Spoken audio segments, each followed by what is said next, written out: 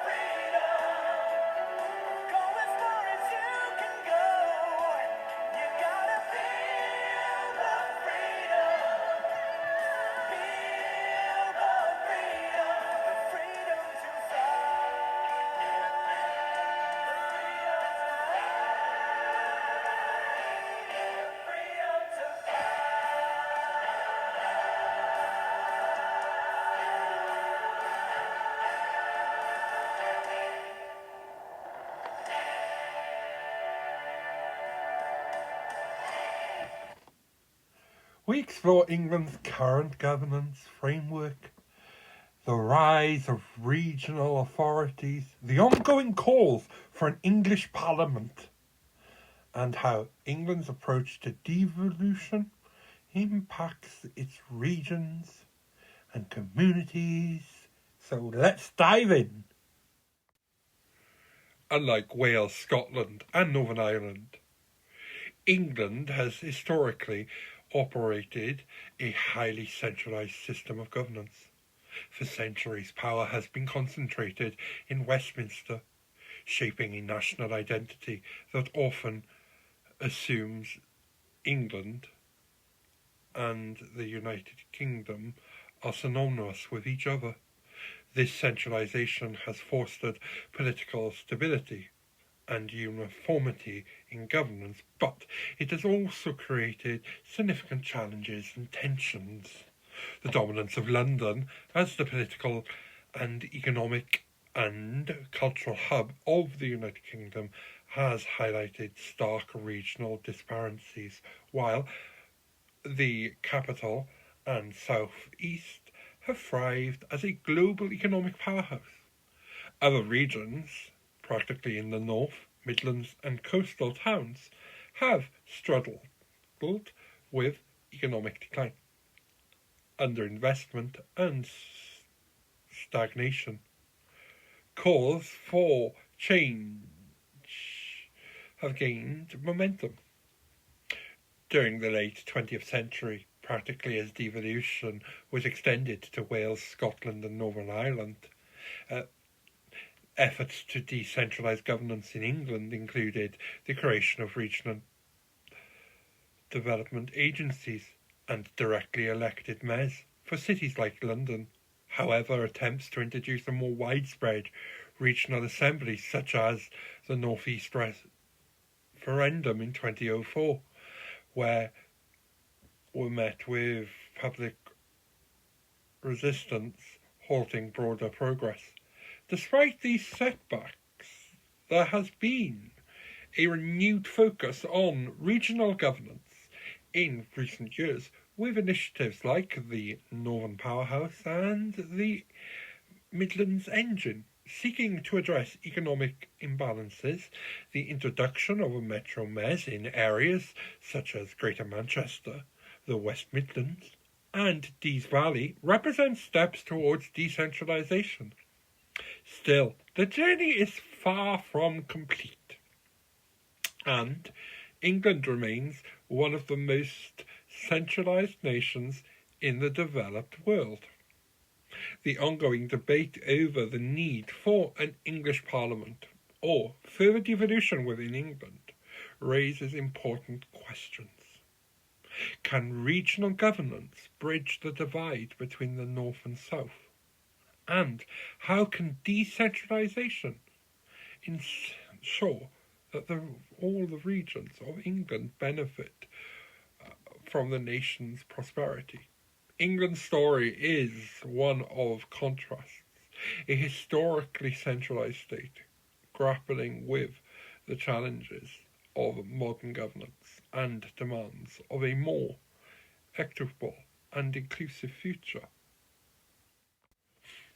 In recent years, England has witnessed a shift towards regional governance through the establishment of combined authorities and elected mayors. These entities have been tasked with addressing local needs more effectively by taking control over key areas such as transportation, housing, economic development, and even aspects of health and social care, as we saw in the pandemic. If we remember, the Prime Minister of the United Kingdom at that time could not even negotiate with Manchester or any of the North.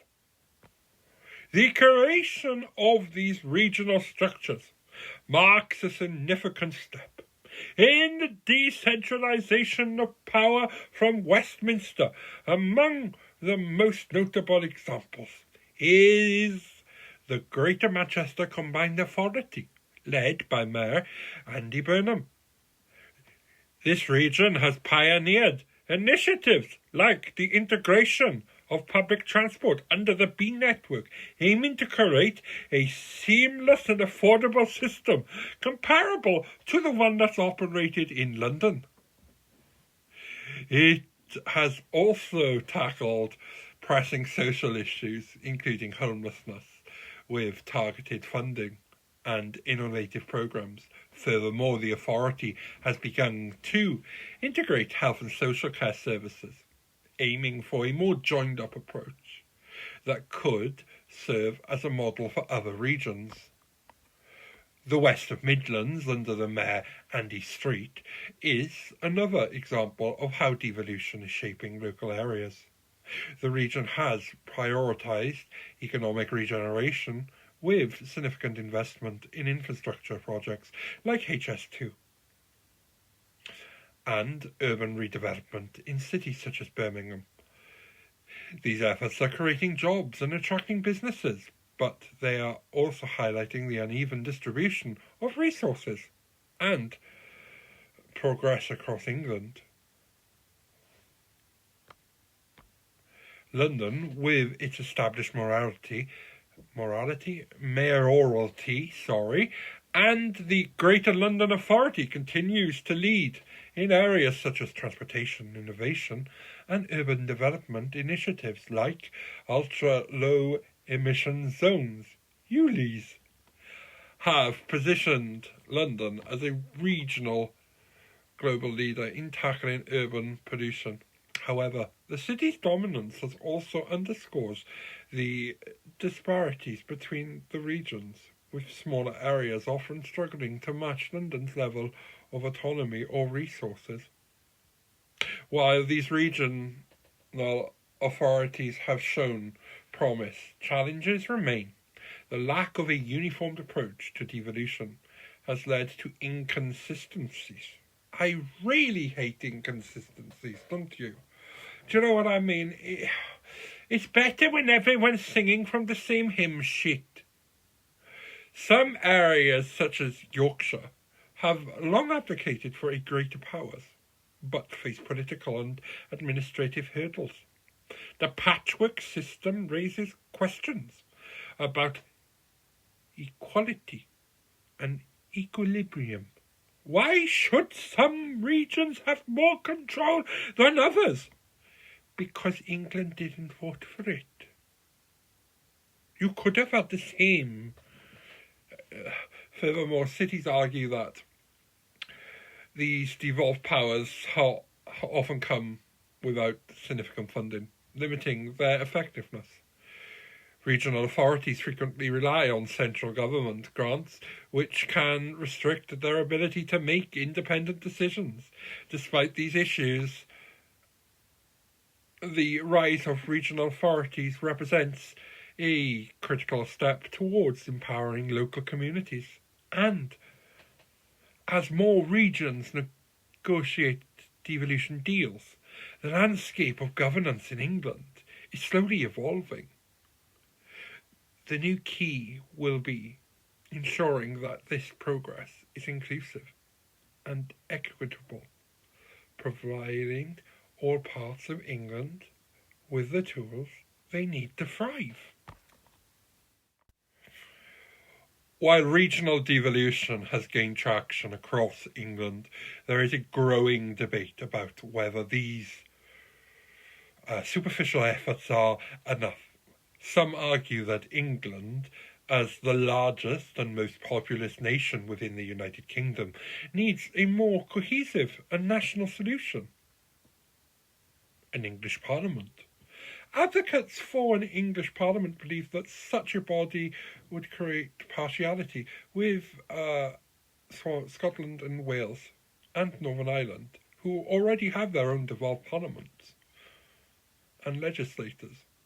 They argue that an English Parliament could address issues that affect the entire nation, from infrastructure and healthcare to education and economic policy, without relying on Westminster, which also has to manage UK-wide responsibilities.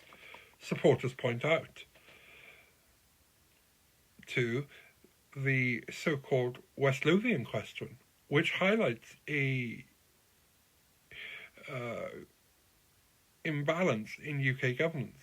Currently, MPs from Scotland, Wales and Northern Ireland can vote on England-only questions and matters in Westminster, while English MPs have no say in devolved issues elsewhere. And English Parliament, they argue, could resolve this autonomy. Autonomy? Well, it could give England a little bit more autonomy, couldn't it, in the United Kingdom?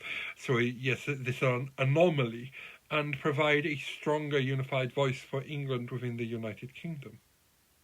However, the idea is far from universally accepted. Critics warn that the establishing of an English Parliament could further centralise powers within England itself, potentially overshadowing regional voices and perpetuating the dominance of London and the South East. There are concerns that such a move could exacerbate the very regional disparities that the existing devolution efforts aim to address. Here's a novel idea. You put the English Parliament in the middle of the country, so all of the MPs have to travel to the same place. Isn't it? Do you know what I mean? If the UK Parliament's in London, well, leave it in London. The English Parliament doesn't have to be in the same place. The Scottish Parliament isn't in the same place as the UK Parliament, neither's the Welsh or the Northern Irish. Come to think about it, neither's the Gibraltar. There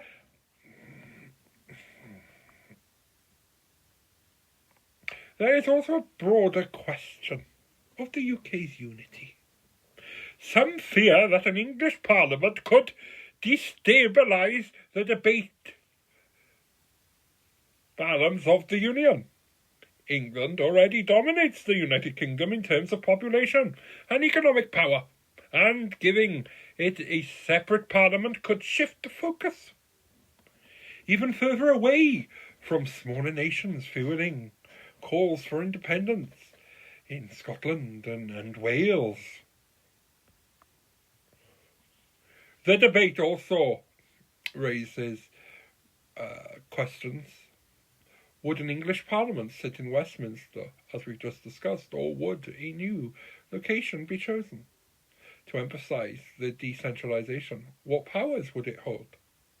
And how would these overlap with regional authorities, like those in Greater Manchester and the West Midlands. Critics suggest that without careful planning, an English Parliament could create confusing and overlapping systems of governance. Despite these challenges, the idea of an English Parliament continues to gain traction and attention, practically among those who feel left behind by regional devolution or disillusioned with the Westminster politics. Proponents argue that the current approach, a mix of regional authorities and Westminster oversight, is fragmented and inefficient. An English Parliament, they say, would provide a clear and consistent framework for governance.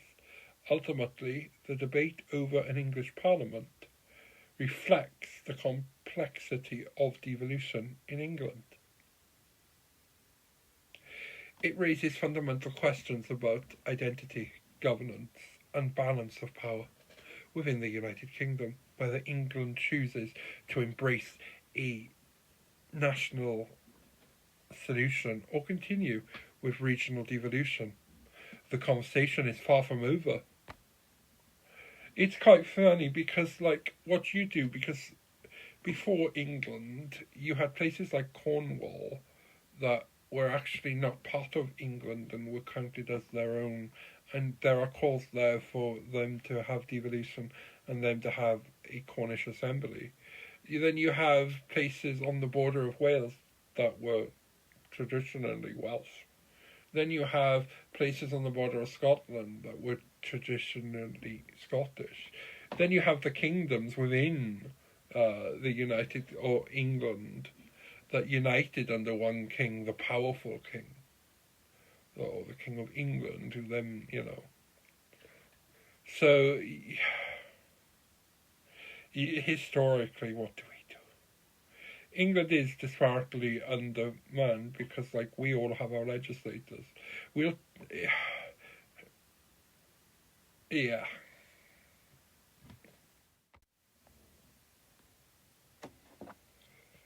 Local devolution in England has delivered a mix of achievements and challenges. Let's take a closer look at what's working and where the gaps remain. On the achievement side, local devolution has enabled significant progress in areas like transportation, economic growth, and social policy. For instance, transport improvements. London's devolved transport system that never was privatised in the first place, spearheaded by Transport for London, stands as a global benchmark for urban transport, or transit, efficiency. TfL has introduced innovative solutions like the Oyster card, congestion charging, and extensive cycle networks, creating a model for integrated public transport. Similarly, Greater Manchester has made strides with its B-Line network, or B network, where aims to integrate buses, trams, and active travel routes under a unified system.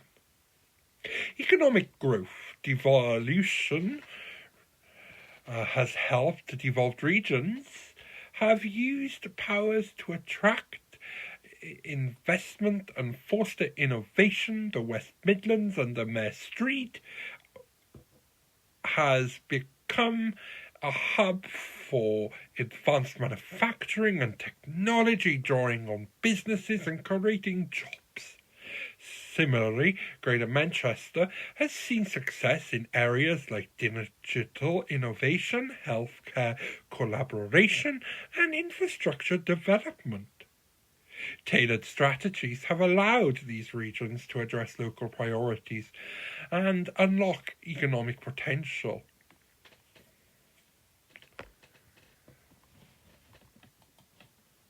Yes, it has. However, in the last election, Mayor Andy Street was removed because, his party, and it's now run by Richard Parker. He now runs the West Midlands. We've had an election since I wrote this. However, yes, this wasn't planned at the beginning of the year when this series was written. However,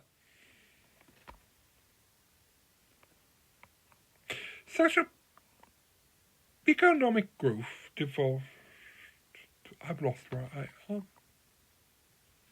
Social policy initiatives, devolved authorities have also piloted unique social initiatives. For example, Greater Manchester has taken a holistic approach to homelessness, combining housing support with mental health and addiction services. Local authorities have been able to respond more flexibly to the needs of their communities compared to central government strategies and structures.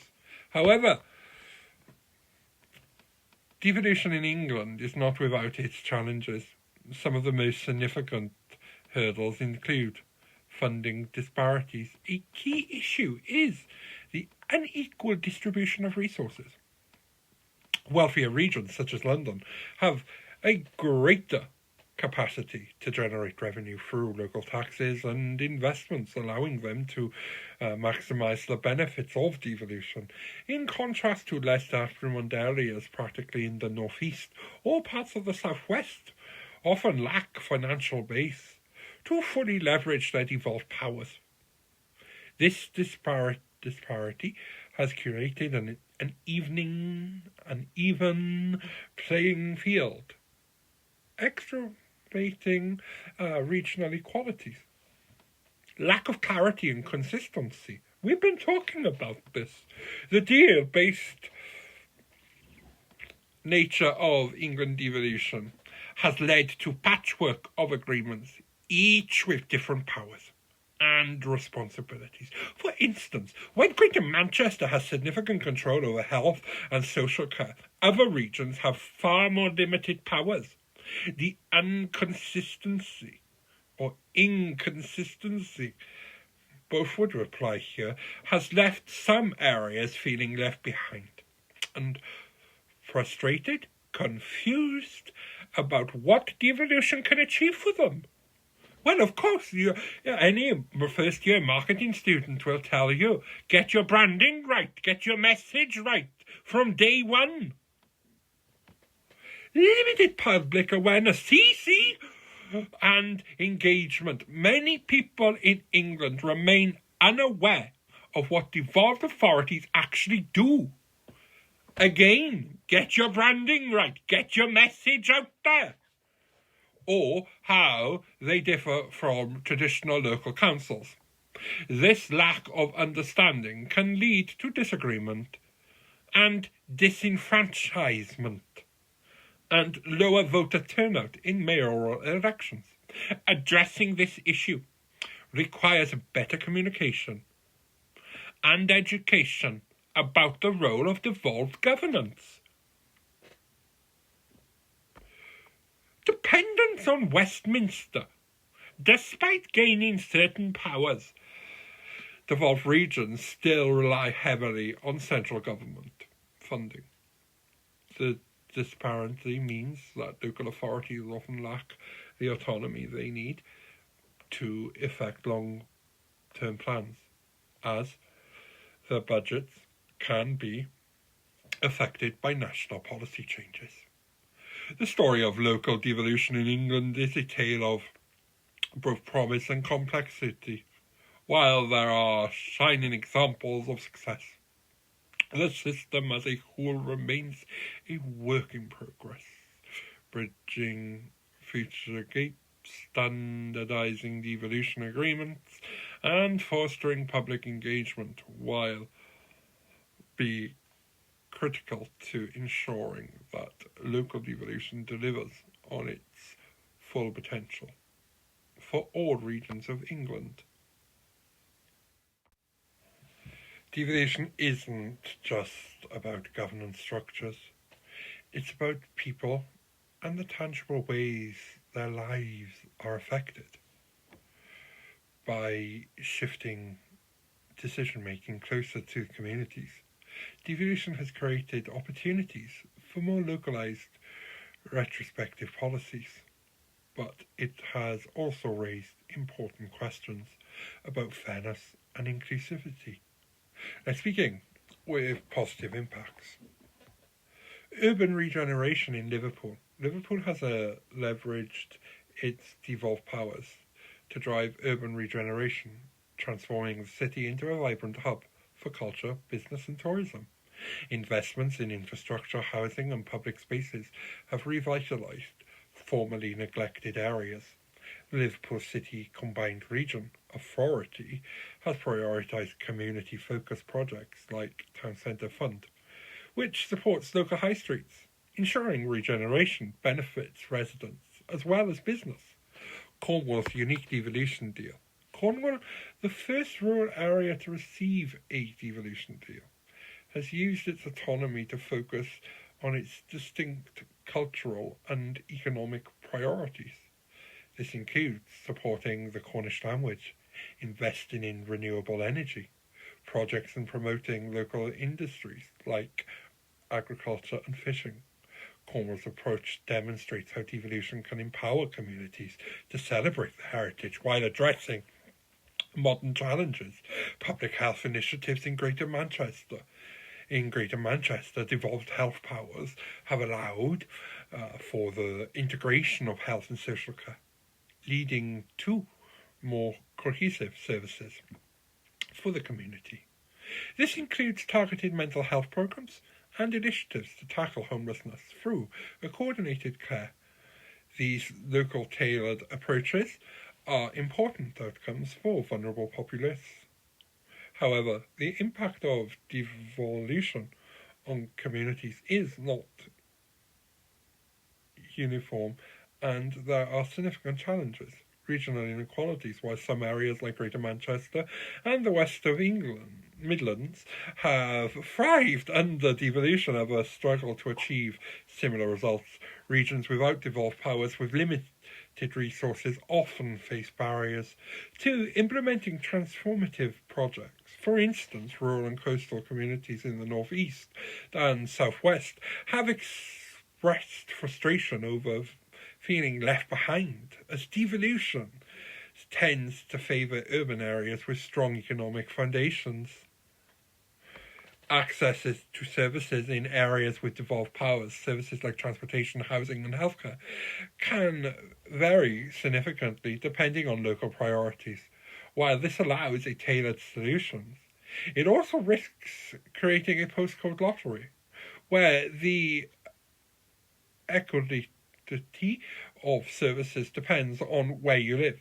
For example, transport systems in London and Greater Manchester are far more developed than those in less affluent areas, leaving some communities without adequate access to jobs and opportunities. Community engagement. Devolution has the potential to empower citizens, but public awareness and engagement remains inconsistent.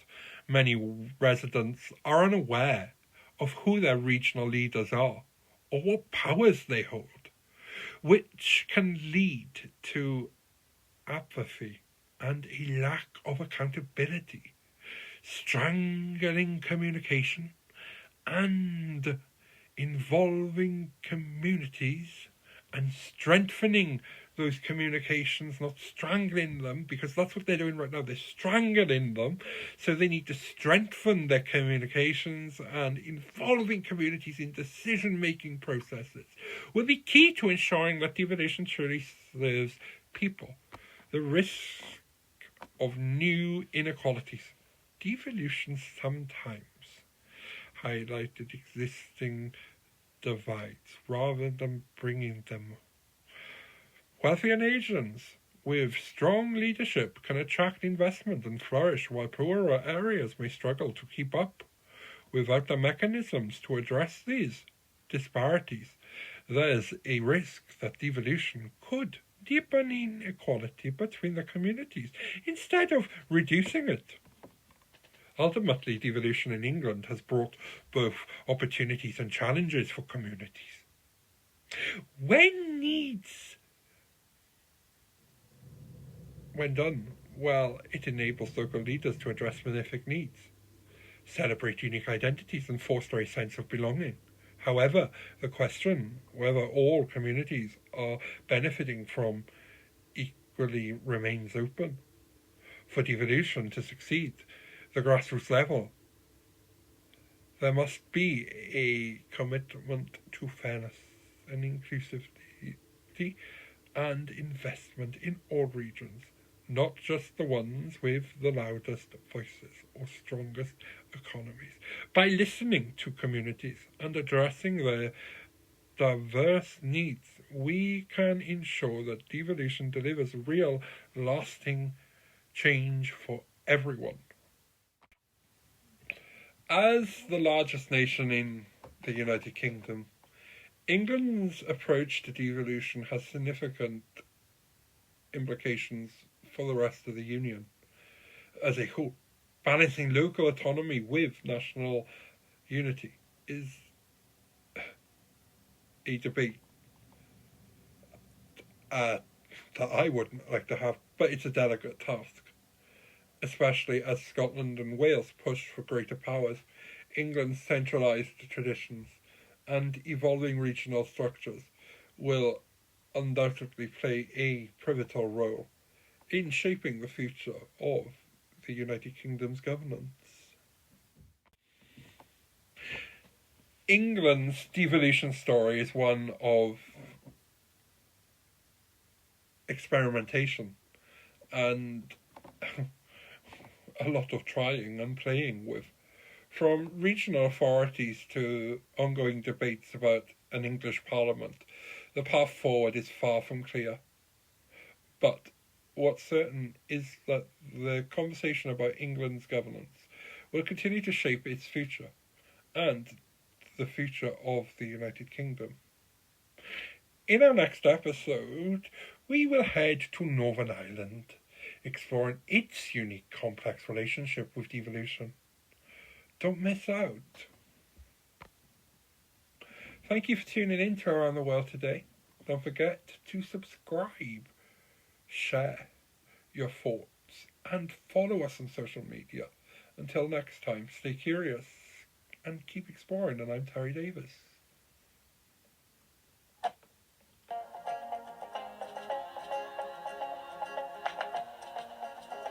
Loved what you've heard on this week's episode? Well, the answer is simple. It would mean the world to us if you could head over to iTunes and leave us a 5-star review.